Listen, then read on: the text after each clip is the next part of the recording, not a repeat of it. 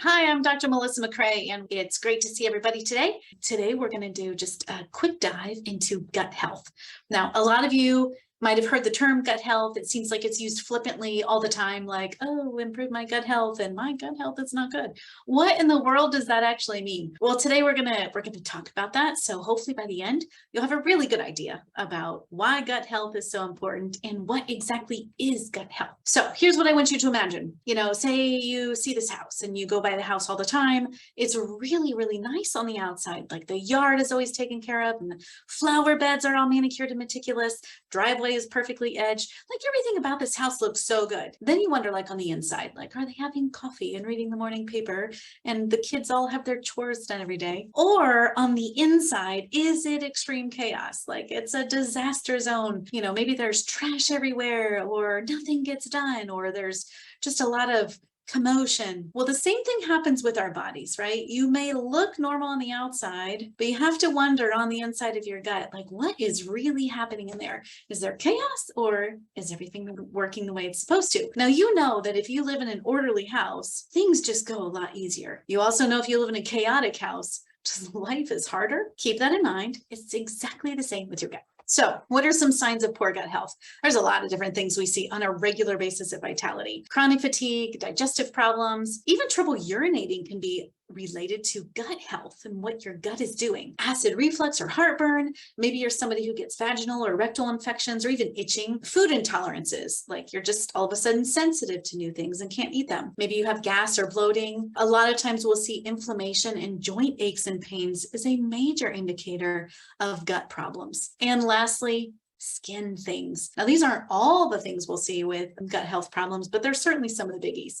For skin, we'll see skin rashes that pop up and go away and kind of no rhyme or reason, psoriasis, acne, so many different things that the body starts to show on the outside to really reflect a problem on the inside. Let's get to it and really find out what this whole gut health thing is all about. To really help understand it, I'm going to work backwards. So it's hard to describe gut health without knowing really what the gut does. So I'm going to talk to you about what the gut does first, and then hopefully that will help us understand why gut health is so important. So let's think here. What is the gut? The gut is your intestinal tract. It starts at your mouth, ends at your anus. It's the whole way in between. So everything from your esophagus to your stomach, small intestine, large intestine. It's the whole tract from where food goes in, gets digested, broken down, and then excreted. The gut itself has trillions of bacteria, funguses, and organisms. That's normal, and you need them. So when a lot of people say, I want to get rid of the bacteria inside of me, no, you don't. Like you absolutely have that bacteria. You have to have it. It's called your microbiome. It's all the goodies that are in there, all the good bacteria, all those little organisms that work together. And we're going to talk about what those organisms do. But the other important thing is when we talk about gut health, your intestinal tract houses 2/3 of your immune system. Your immune system is how you fight infections, how often you get sick, how quickly you can repair yourself after an injury. Your intestinal tract also houses the majority of your neurotransmitter chemical production. What is that? Neurotransmitter chemical production. It's your mood hormones. It's your feel-good hormones. That comes from your gut, right? Not all of it, but a great majority of it does. Your gut influences your metabolism, how quickly you burn calories. It completely relates to your energy balance. So if you're tired or if you feel the good old get up and go, and it certainly helps control your mood. So these are some pretty incredible functions. And when you think that the majority of that comes from your intestinal tract, that might not have been something you learned in 4th grade. All of these really wonderful functions are directly impacted by the bacteria that live and grow inside of you. That whole symbiotic relationship, you might think of the big whale shark that's swimming along and has all those little fish stuck to the outside that actually clean it and keep parasites off of it. That's symbiotic, right? We have all these really amazing bacteria inside of us that we need there, and they make sure that all of these wonderful functions work the way they're supposed to. So let's talk about it again. The beneficial bacteria that live inside your intestinal tract are responsible for many life-crucial functions. Just to say it again, the bacteria in your gut, riding along as passengers, do the following things. They help us absorb nutrients from our food. Imagine if you didn't absorb the nutrients from your food. They help you regulate your immune system. They protect from overgrowth of bad bacteria, and that definitely makes us sick. The good bacteria also maintain this really nice healthy gut lining. So the lining, that mucosal surface of your intestinal tract, it has to be a nice good lining. Like imagine what comes out, you know what comes out of you, right? You know what comes out of your gut. What if those toxins that are supposed to be excreted get reabsorbed into your system? There are some very toxic things that can be reabsorbed. One is called lipopolysaccharide. It is one of the most toxic things we know for the nervous system, for the immune system, and for blood vessels. That gets reabsorbed in your gut when you don't get things out. It goes into your bloodstream. You have to have a nice healthy gut lining, and the good bacteria help maintain that. The other thing the good bacteria do is they help regulate your feel-good hormones. Again, all of this comes from a good relationship of the bacteria inside of you and how it works with your body. You hopefully will come to know that the bacteria in your gut is either helping you or harming you. And the fact is, you just can't have optimal wellness if you don't have a good, healthy gut. So let's talk about a couple of different fun bacteria you might hear of in the news recently. One is called Akkermansia mucophenila. So that is a good bacteria, and it really helps the mucosal layer of your intestinal lining. But importantly, it helps protect against obesity. So we find that there's very small growth of Akkermansia in people who have obesity issues, and we can actually supplement with this probiotic, this particular strain, to really help people out. Bifidobacterium is another one. This lives in your intestinal tract, and it helps break down food. It helps prevent issues like constipation and diarrhea. The other really cool thing is it can help repair stomach ulcers, specifically those caused by H. pylori. There's a lot of great things. There's thousands of families of bacteria, so those are just a couple. Now, if you're wondering, well, how does my gut become unhealthy anyway? What can mess up the gut bacteria? Well, firstly, having a C-section. If you were a baby or a person who was born via C-section, you have a distinct disadvantage with your gut health. So when you pass through your mom's vaginal canal for a vaginal delivery, you actually get the same bacteria that she has to populate your gut with. That's really, really important because it's a nice, healthy kind of preload to what needs to be on your insides as a baby. Now, when you're born via C-section, right, and you are delivered through the stomach wall, you don't get any of that exposure. Some of the problems with that. We know that the bacteria that you have in your gut by the time you're 3, are the bacteria you will have for the rest of your life as a foundation.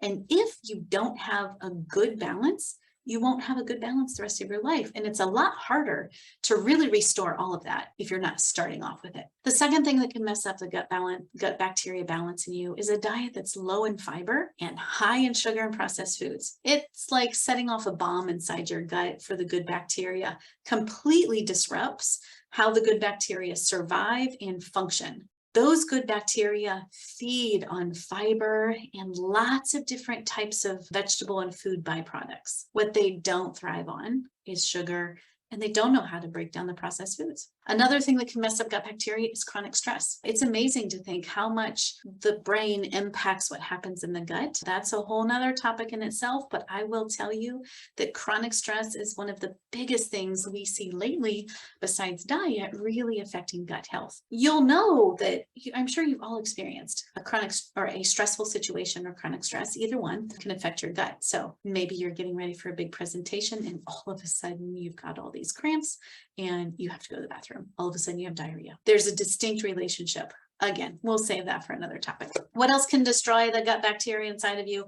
Overuse of antibiotics and other medications, inadequate sleep, and not moving your body. So we know that just regular exercise, fresh air, being outside does amazing things for how your gut functions and all those good bacteria inside of you work. We know that nutrient absorption, maintaining your immune system, controlling your moods, and helping with those feel-good hormones, all of those are crazy important for us to live a healthy life. And that's all related to your gut health. So that's why gut health is important. I want to give you a couple of tips now that you can do just from the get-go to help improve your gut function. Right? So first one, 6 to 9 vegetables a day. Now, a lot of times people think that is way more vegetables than I normally eat, these 6 to 9 servings. But think about a salad, right? If you have a decent sized salad and you put maybe carrots and celery and cucumbers and tomatoes on it, even if it's just like the basics like that, if it's a decent sized salad, you've already got 4 to 5 servings of vegetables there. Smoothies are great ways to get vegetables in because you can pack all those down into a blender and mix it all up. Easy way to get multiple cups of vegetables in. So it's really important we strive strive to get that volume of vegetables in, all that fiber is what feeds the good guys inside of us. The other thing we know from lots of studies is eating 30 different types of vegetables in a week are very important. Now, many of you might walk through the grocery store and not even be able to pick out 30 different types of vegetables that are available. What is very nice, and the studies are duplicatable every time, that exposure to 30 different types of vegetables a week is crucial to maintaining a good gut environment and feeding all those good bacteria. We have some great supplements out there that can assist with this. So one of my favorites is called Athletic Greens. It's available online. Just get online to buy it. There's also Vital Greens, and even essential oil companies have some vegetable powder blends. So what's really important, we prefer to have those organic, and we want to have a nice variety. So a nice big list of those powders you're exposed to. That's not necessarily servings, but we're talking 30 different exposures. So that's why those powders work great. So to help improve your gut function, 6 to 9 veggies a day, and making sure you have exposure to at least 30 different types of vegetables in a week. The third thing I would say is taking a balanced probiotic. So balanced probiotics help repopulate that gut with all those goodies in there and help keep a good environment, good diversity of all those different bacteria so that they can each perform their different functions that keeps you healthy. 4, avoid sugar and processed foods. As I said before, it's like a bomb going off inside of you, kills all the good bacteria. So just avoid it. You will be amazed if you cut out sugar and processed foods for 3 to 5 days. You will notice a difference. So I challenge you to do that. If you can, over the next 3 to 5 days, completely avoid sugars and processed foods. See how you feel. The next one, number 5, strive to have at least 2 bowel movements a day. Now, if you're eating all that fiber and vegetables, it's a pretty good chance you're going to have those bowel movements. But if not, make sure you're getting help from somebody who can help you make sure that your gut is moving like it's supposed to. We know that we don't want to reabsorb those toxins, and so we have to get those byproducts out of you. So 2 bowel movements a day. And number 6, get outside for natural exposure. It's amazing what you can actually get from a gut health benefit from just being outside, gardening or working in the dirt or going for hikes. Literally, just getting outside exposure in nature does some pretty fantastic things on our insides as well. So I hope you found this information to be helpful. If you think you have a gut problem, or you're concerned that things are not working right inside of you, that there's a little chaos in your house, please reach out, and we would love to be able to see how we can help you. Gut health is essential for optimal health, and we are here to make sure that you are on the right track. So have a great day.